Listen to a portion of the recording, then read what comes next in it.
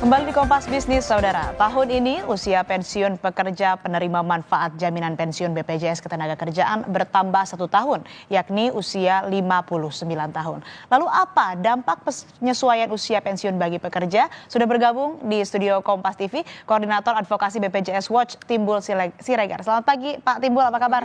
Baik, Mbak. Mbak, sebelum kita membahas lebih substantif soal ini ya, Pak, saya ingin menegaskan kembali. Jadi usia 59 tahun ini adalah usia pencairan ya, bukan usia pensiun begitu? Ya, jadi mengacu pada peraturan pemerintah nomor 45 tahun 2015 tentang program jaminan pensiun pasal 15, usia pensiun itu adalah usia mulai mendapatkan manfaat pensiun.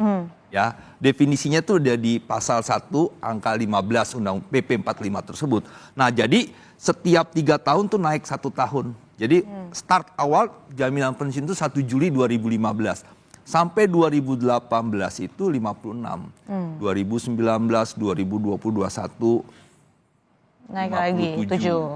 Nah, terus naik 2025 sekarang 2026, 2027 59. Ya kan? 25, 26, 27, 28, 29, 30 naik jadi 60. Terus naik 3 tahun sampai 2043 seterusnya 65 tahun. Nah, sementara usia pensiun bekerja di perusahaan sampai saat ini tidak ada pernah diatur oleh peraturan pemerintah dalam bentuk undang-undang, peraturan pemerintah, peraturan presiden, tidak. Itu diserahkan semuanya kepada peraturan perusahaan atau perjanjian kerja bersama.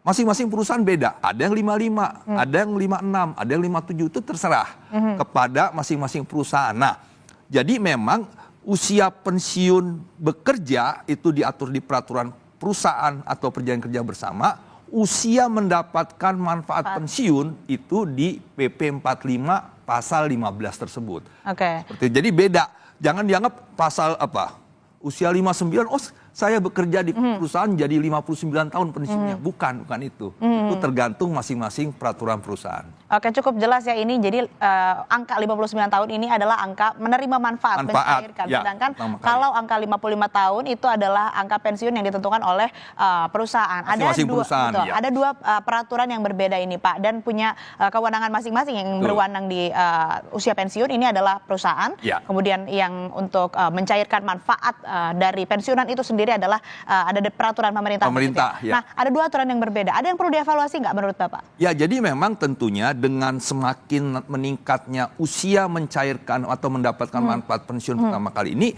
artinya pekerja yang usia pensiunnya di perusahaan 55 atau 56, dia akan semakin lama menunggu. Betul.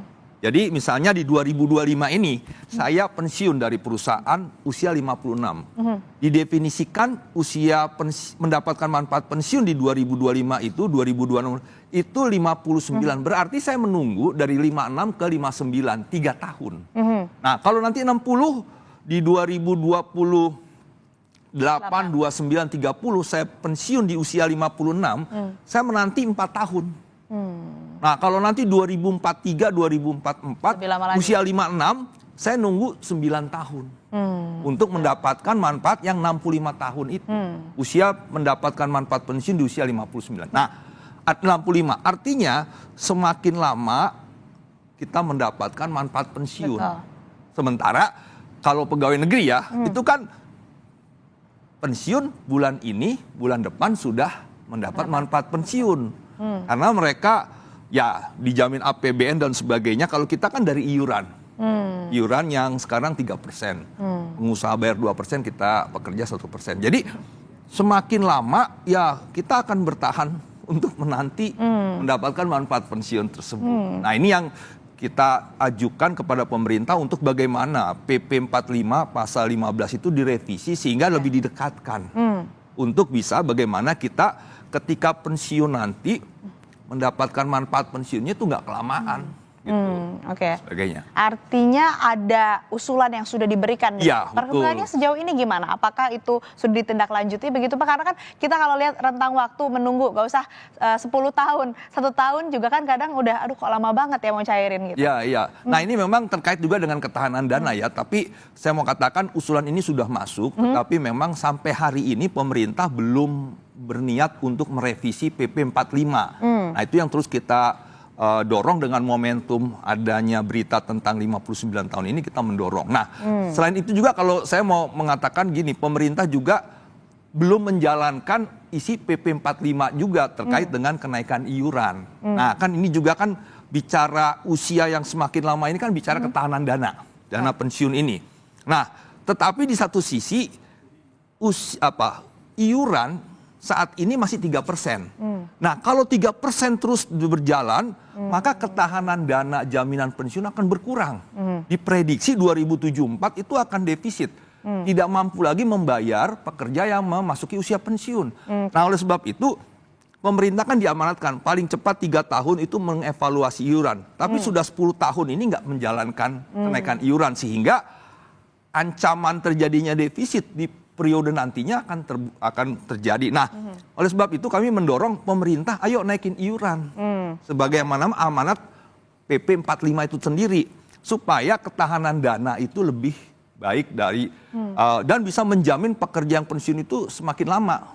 Ya, di 2100, di 2200 dan sebagainya. Tidak dimungkinkan kalau diprediksi, kalau tidak naik terus ya 2074 akan defisit. Tidak mampu membayar pekerja pensiunan lagi. Kalau pegawai negeri ya dia dijamin APBN, ya pajak terus masuk ya akan mudah.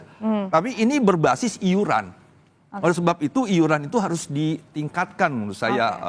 Itu juga usulan kepada pemerintah yang sampai sekarang juga belum dijalankan. Oke, artinya usulan kepada pemerintah adalah evaluasi iuran ya. Ya, artinya betul. di dalamnya proporsinya mungkin untuk pemberi kerja sekian persen. Ya, untuk yang sampai dia mengarah kalau persen. PP 45 ini 8% maksimal. Jadi startnya 3%, maksimalnya 8%, tapi naiknya itu terserah. Nanti misalnya 0,25, 0,25 jadi naiknya 0,5. Di tahun berikutnya menjadi 3,5%. Nah itu boleh aja.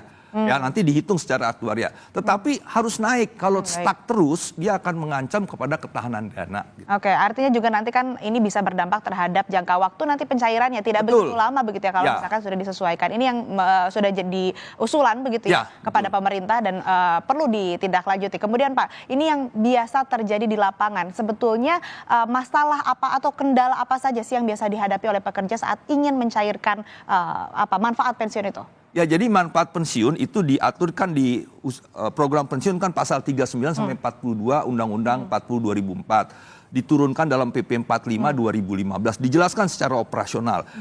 Kalau jaminan pensiun itu diarahkan kepada manfaat pasti. Manfaat pasti itu apa? Manfaat bulanan yang diterima sama kayak pegawai negeri ya. Nah ini yang memang syaratnya minimal 15 tahun masa iur. Nah 15 tahun masa iur ini baru dia nanti kalau pensiun mendapatkan manfaat pasti. Tetapi kalau 15 tahun di bawah atau misalnya 14 tahun 11 bulan, dia hanya dapat lamsam. Dicairkan sekaligus, tidak mendapat manfaat bulanan. Ya, kalau di program jaminan sosial ketenagakerjaan kan tabungan ada 2 bentuk ya, jaminan hari tua dan jaminan pensiun. Jaminan hari tua ini dikasih lamsam. Nanti usia 56 itu diatur di PP 46. Usia 56 dikasih, nih iurannya berapa, hasil pengembangannya berapa, ini dikasih sekaligus. Nah, jaminan hari tua seperti itu. Jaminan pensiun itu diberikan manfaat pasti, yaitu bulanan. Sehingga ini peruntukannya, misalnya mau dipakai bisnis lagi boleh, mau buka warung makan atau apa. Nah, ini yang untuk menghidupi sampai dia nanti meninggal dunia dan sebagainya. Nah, ini kan yang memang pembagian ini tidak akan bermakna kalau si peserta itu hanya mengiur sampai 14 tahun lebih, kurang dari 15 tahun. Sehingga dia dikasih lamsam juga. Nah ini yang menjadi kritik, usulan kita adalah bagaimana pekerja kan sekarang nggak dijamin bisa pensiun langsung ya. Karena sekarang dengan kompetisi yang... Nah artinya gini, ketika saya bekerja sebagai penerima upah pekerja formal, saya kan ter-PHK. Nah kami sedang terus mendorong supaya pekerja informal itu bisa dijadikan subjek kepesertaan di jaminan pensiun. Selama ini hanya pekerja formal. Jadi kalau pekerja informal itu nggak dibolehkan. Nah, artinya kalau dibolehkan, satu, struktur angkatan kerja kita kan banyak di informal, 60%. Nah, selama ini mereka terdiskriminasi. Saya berharap ini dibolehkan. Ya, para lawyer, para dokter, para notaris yang punya daya beli, yang punya daya iur yang besar, ini kan sebenarnya punya hak juga harusnya. Tapi karena PP-nya tidak menyatakan seperti itu, dia tidak boleh. Walaupun di Perpres 109 tahun 2013 pasal 8 ayat 2 itu dibolehkan. Nah, jadi dengan dibukanya pekerja informal, maka pekerja formal ketika dia PHK dia bisa melanjutkan masa iur ini untuk bisa memenuhi 15 tahun untuk mencapai manfaat pasti dan lebih panjang lagi. Karena rumus manfaat yang diterima oleh pekerja yang pensiun itu kan 1% kali rata-rata upah tertimbang dalam setahun bagi 12 dikali masa iurnya. Jadi masa iur semakin panjang, itu manfaatnya semakin besar. Semakin besar upahnya, semakin besar juga manfaatnya. Nah, oleh sebab itu kami terus mendorong pemerintah untuk merevisi PP 45 tadi, pasal 15 didekatkan, masa mendapatkan usia mendapatkan manfaat pensiun, dan pekerja formal dan pekerja informal, pekerja migran itu dibuka aja. Supaya dia bisa melanjutkan masa iur. Kalau saya PHK, saya menjadi informal, saya punya kemampuan mengiur, ya saya harus mengiur aja. Supaya saya mendapatkan manfaat pasti nantinya dengan 15 tahun minimal mengiur seperti itu. Itu beberapa usulan-usulan yang kita sampaikan kepada pemerintah untuk membuka masyarakat informal, pekerja informal kita harus punya jaminan pensiun juga di masa depan. Karena BPS tahun 2023 mungkin sekarang juga mengatakan hanya 15% masyarakat lansia kita yang punya tabungan. Jadi lebih banyak yang miskin. Padahal masyarakat lansia kita terus meningkat di usia lansia ini ya. Kalau dulu piramidanya runcing, sekarang sudah banyak di 10% lah rata-rata sekitar itu. Nah, artinya masyarakat lansia semakin banyak harus punya tabungan, JHT dan jaminan pensiun seperti itu. Jadi resiko yang paling besar dihadapi apabila seperti tadi adanya disparitas begitu ya, usia pensiun dengan usia pencairan manfaat, apalagi sampai 10 tahun. Risiko apa yang paling ditakuti ataupun juga yang paling akan berdampak terhadap para pekerja ini, Pak? Ya, jadi memang satu dia menunggu lama, kedua dia stop bayar iuran. Kalau misalnya pemerintah tetap misalnya memperlakukan pokoknya ada 59 sampai 65. Nah, kalau informal dibuka ruang menjadi peserta, maka saya yang pekerja formal yang ter-PHK, saya bisa melanjutkan. Sebenarnya ada baiknya juga untuk menambah iuran, masa iur. Tetapi kalau informal dibuka. Kalau sekarang kan enggak, masa mendapatkan usia pensiunnya ditambah tiap 3 tahun, tapi informalnya tidak dibuka ruang untuk masuk, sehingga saya stop membayar iuran. Karena mencari pekerjaan formal kan gak gampang. Yang bisa mengiur kan hanya pekerja formal. Nah, makanya menurut saya, kalaupun pemerintah tidak mau mendekatkan sehingga masa tunggunya lama, ya berikanlah ruang informal itu bisa menjadi peserta sehingga saya menjadi pekerja informal tetap bisa mengiur. Nah, semakin panjang masa iur saya, semakin besar nanti manfaat jaminan pensiun saya di masa tua dengan manfaat yang berkala tiap bulan. Nah, ini jadi resiko-resikonya harus dipikirkan oleh pemerintah untuk bagaimana orientasinya pekerja lansia kita nanti, pekerja yang pensiun nantinya mudah mendapatkan akses pensiun yang manfaatnya lebih baik. Ya, sehingga dia punya daya beli, sehingga tidak lagi membebani kepada anaknya, itu yang disebut dengan generasi sandwich ya. Nah, ini juga yang akhirnya bisa menciptakan pergerakan barang dan jasa lebih cepat karena para lansia mengkonsumsi.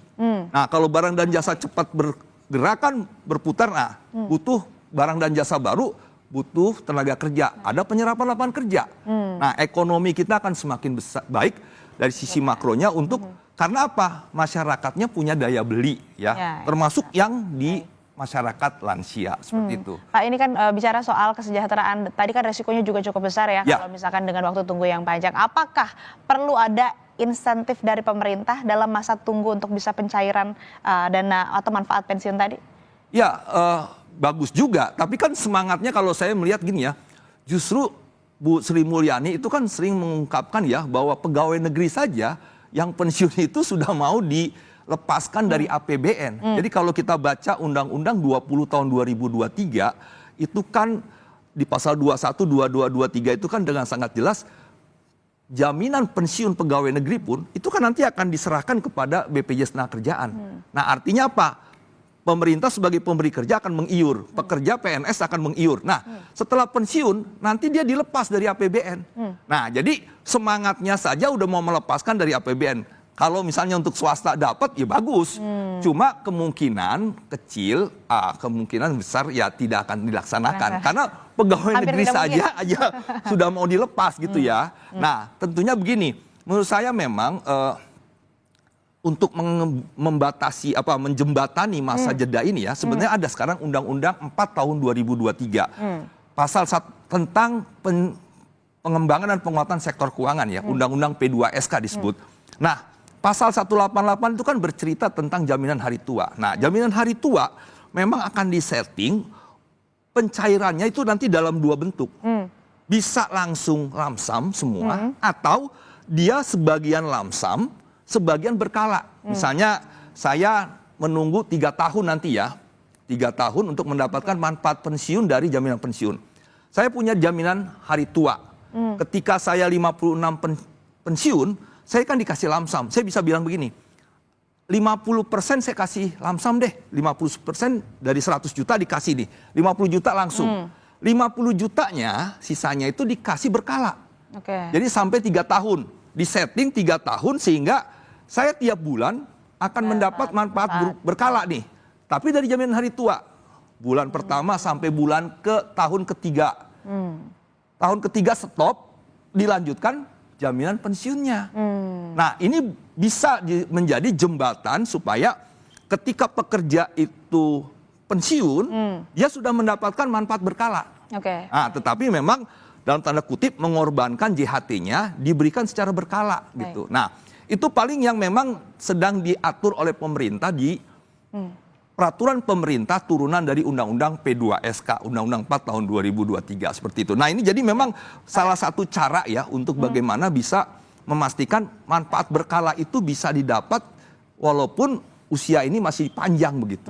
Baik, tapi pada akhirnya tetap kesejahteraan pekerja, kesejahteraan masyarakat tentu diharapkan ini tidak terganggu apalagi dengan harus menunggu rentang waktu yang lama. Bisa tadi juga dengan usulan-usulan ataupun juga rekomendasi yang sudah diberikan kepada pemerintah ini bisa jadi solusi dan juga alternatif untuk bisa menjawab permasalahan yang terjadi saat ini soal pencairan dana pensiun. Terima kasih Bapak Timbul Siregar, Koordinator Advokasi BPJS Watch telah bergabung bersama kami di Kompas TV. Sehat selalu Bapak.